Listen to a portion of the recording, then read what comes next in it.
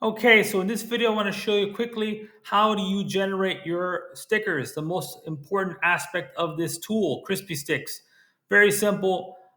Once you log in, you'll be at the home section. Home is where you create your stickers. You want to scroll to the bottom here, put in what you want to have created, put in your art style here. You have the options here, okay? And then click generate. Very simple. That's all you got to do. And it'll generate your sticker. As you can see, it has auto created an outline for your sticker. Really important. Okay, here I am in edit mode. Very simple. You can add a brush stroke. Let me show you like that.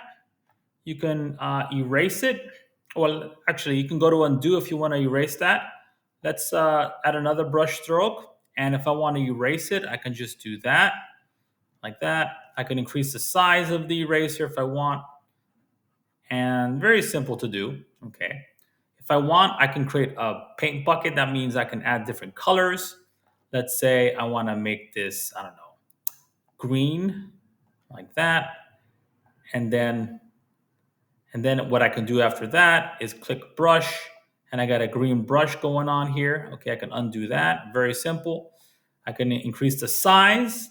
If I want, once I do that, I can save changes.